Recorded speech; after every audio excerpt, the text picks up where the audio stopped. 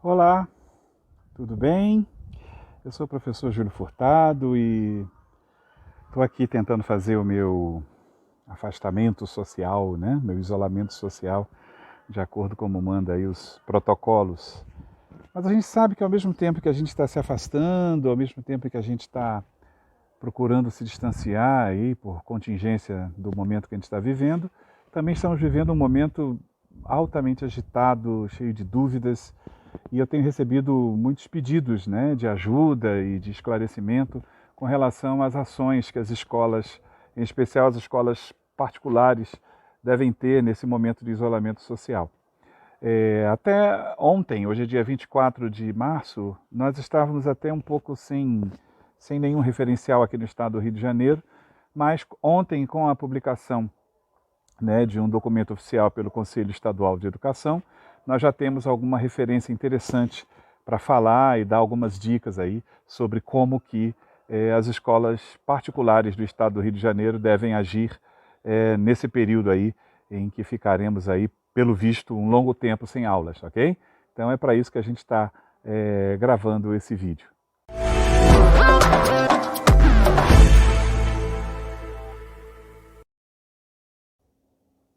Bom, essa deliberação do Conselho Estadual de Educação, deliberação 376, ela estabelece algumas questões que são fundamentais para as escolas nesse momento que a gente está vivendo. O artigo 1º dela, eu vou até colocar aqui, ver se dá para ver aí, nem sei. Olha lá. Não dá para ler não, né? Mas eu leio para vocês. As instituições vinculadas ao sistema de ensino do Estado do Rio de Janeiro, públicas ou privadas da educação básica e públicas da educação superior, poderão reorganizar suas atividades escolares a partir de seus projetos pedagógicos a serem realizadas pelos estudantes e profissionais da educação em regime especial domiciliar. Então, ela estabelece, né, essa possibilidade nesse período desse regime especial domiciliar. O artigo 2º diz assim: para garantir o direito à educação com qualidade e proteção à vida e à saúde de estudantes, professores, funcionários e comunidade escolar, exclusivamente nesse período de excepcionalidade, as atividades domiciliares em regime especial somente serão admitidas para o cômputo do calendário 2020 nos termos que se seguem. Esse é o artigo mais importante, né? Porque ele estabelece o que vai precisar, as escolas vão precisar cumprir para que esse regime especial seja computado no calendário letivo de 2020. Então, a primeira coisa, né, que aparece aqui de maneira clara nessa deliberação 376. A primeira coisa é, item 1, as instituições de ensino devem divulgar, junto à comunidade escolar, as formas de prevenção e cuidados de acordo com o órgão de saúde, bem como o período de suspensão das atividades presenciais na própria instituição.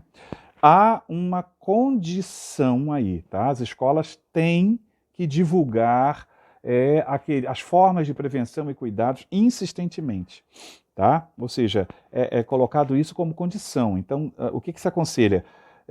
Dia sim, dia não, né? Ou seja, não digo todo dia, mas de 2 em 2 dias, de 3 em 3 dias, está sempre encaminhando folhetozinhos de cuidados, né, de medidas preventivas, de cuidados ao sair de casa, de relembrar aquelas coisas todas que a gente está vendo sendo relembrado na TV, né, e nos canais de comunicação.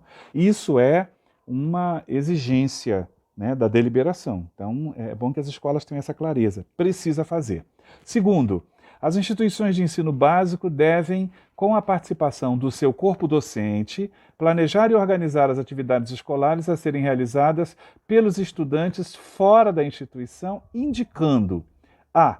Os objetivos, métodos, técnicas, recursos, bem como a carga horária prevista das atividades a serem desenvolvidas de forma não presencial pelos alunos, de acordo com a faixa etária. E segundo, formas de acompanhamento, avaliação e comprovação da realização das mesmas por parte dos alunos. Então, muita atenção, escolas. A primeira coisa, esse período deve ser planejado e organizado em conjunto com os professores e ele deve resultar num planejamento especial, né? Ou seja, dentro daquele planejamento anual já feito, é preciso que se deixe claro que nesse período o que vai acontecer, tá? Bem, nas atividades que forem passadas à distância, é preciso que constem os objetivos dessas atividades, de preferência numa linguagem dos alunos, para os alunos entenderem qual é o objetivo, né, que eles têm de aprendizagem com cada atividade que eles fizerem, qual vai ser o método, a escola tem que comunicar por que canal, se ela vai enviar uma apostila em PDF, se vai ser através de um vídeo, tem que enviar qual vai ser o canal, né, qual vai ser o formato, o produto final, as técnicas que serão utilizadas, os recursos, bem como a carga horária prevista das atividades a serem desenvolvidas de forma não presencial pelos alunos. Há uma indicação, por exemplo, indica-se que à distância, atividades, no caso do Fundamental 1, girem em torno de 3 horas, de 2 a 3 horas diárias, né? E essas 2 ou 3 horas diárias podem ser divididas em diversas atividades. De preferência, aí é uma recomendação que eu faço, tá? Isso não é uma recomendação da deliberação. A escola deve seguir o horário presencial, né? Para que os alunos... Aliás, a escola deve fazer o máximo possível para que as atividades à distância pareçam para os alunos, e no caso para os pais também, que serão um elemento fundamental nesse processo, uma continuação das aulas. Então, por exemplo, recomenda-se quem estuda de manhã, acorda cedo, né? Ou seja, senta lá bonitinho, faz as atividades no horário que você estaria na escola, né? Ou seja, os pais devem ser orientados nesse sentido também. E outra coisa, recomenda-se de primeiro ao quinto ano, de 2 a 3 horas diárias. De sexto a nono ano, recomenda-se de 3 a 4 horas diárias, e ensino médio, de 4 a 5 horas diárias de atividade, ok? Uma outra coisa que o documento diz, tem que haver acompanhamento, avaliação e comprovação da realização das atividades por parte dos alunos. Logo, se a escola tiver já uma plataforma, né, que ela já use de atividades à distância, use a plataforma. Se não tiver, ficam algumas recomendações aí, né? O Google Classroom, né? O Google Sala de Aula é uma boa plataforma, né? O Google Hangout é muito bom para ser usado para lives, para chats, aliás, né? Para tirar dúvida, momentos ao vivo, onde o professor está lá de plantão, tirando a dúvida dos alunos. E o próprio WhatsApp, aí são recomendações que eu dou, né? O próprio WhatsApp, porque é uma plataforma que todo mundo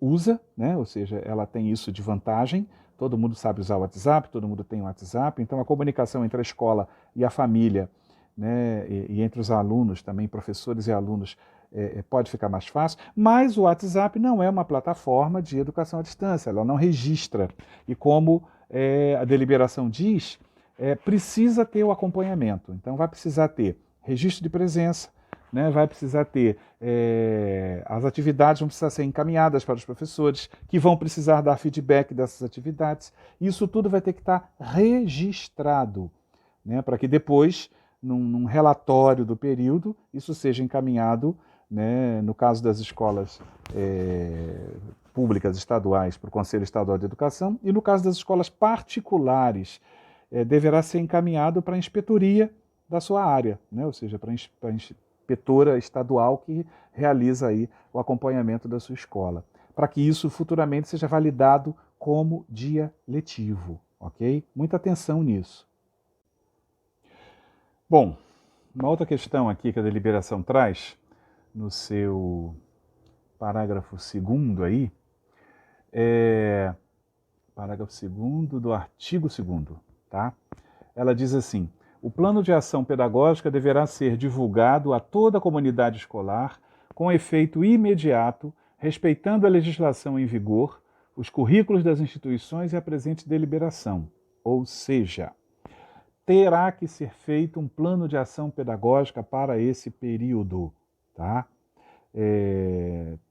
Eu penso assim, como nós não temos ainda até quando vai durar esse período, talvez seja interessante fazer planos de ação pedagógica de 15 em 15 dias, talvez seja um bom período, né?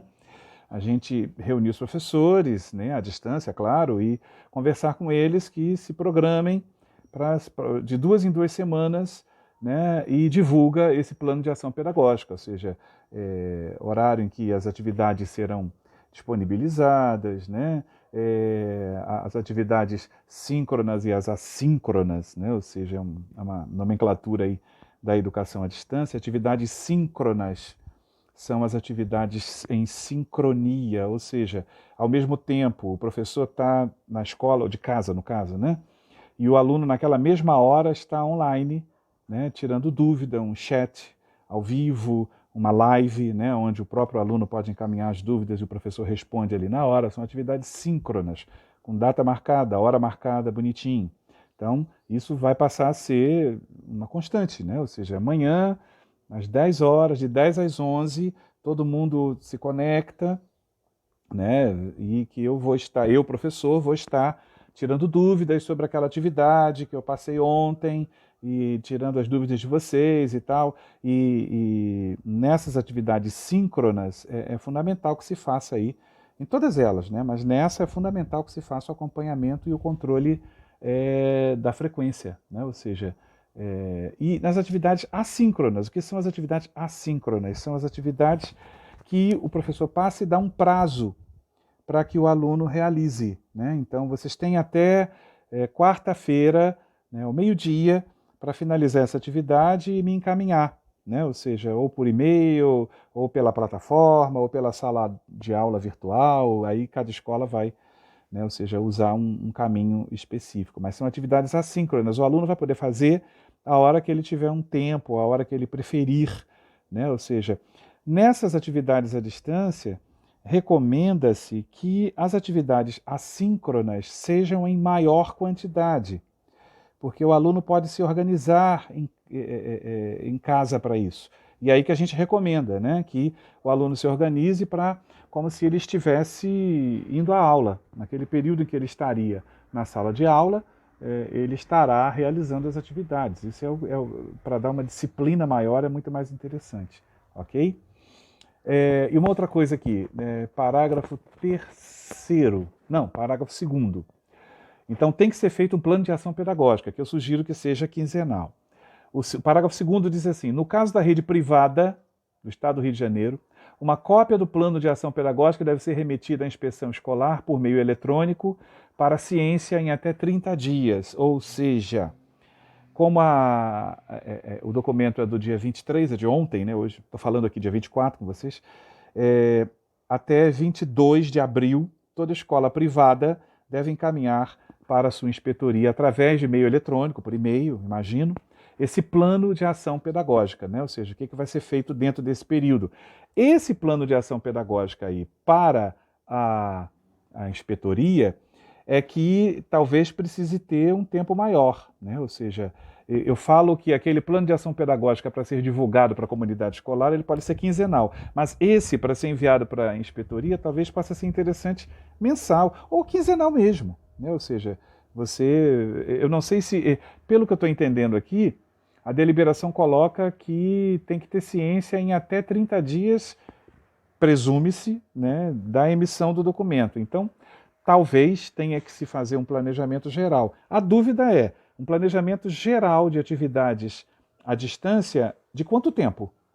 Né? Vão voltar às aulas em agosto? Vão voltar às aulas em setembro? Em outubro? Não sabemos. Então, de quanto tempo vai ser esse planejamento? Então, eu acredito, né, que é mais sensato encaminhar para a inspetoria de tempo em tempo. Talvez para a inspetoria de mês em mês, né? Ou seja, e combinar. A melhor coisa é fazer contato com a inspetoria estadual, né, da escola e saber com ela como é que isso aí pode ser acordado.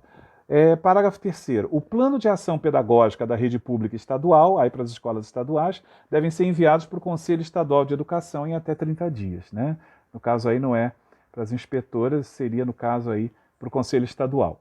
E o parágrafo 4º. Nos locais de difícil acesso, onde houver impossibilidade de acompanhamento aos estudantes, deve-se garantir que não haja prejuízo aos mesmos. Isso é delicado.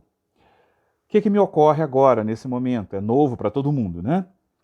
Que a escola garanta um retorno de todos os seus alunos, exatamente para que ela possa verificar e aqueles que não estejam conseguindo receber os vídeos, receber as atividades, ou não estiverem entrando em contato, que a escola tente entrar em contato, né, de outra maneira, né, via telefone. Por quê?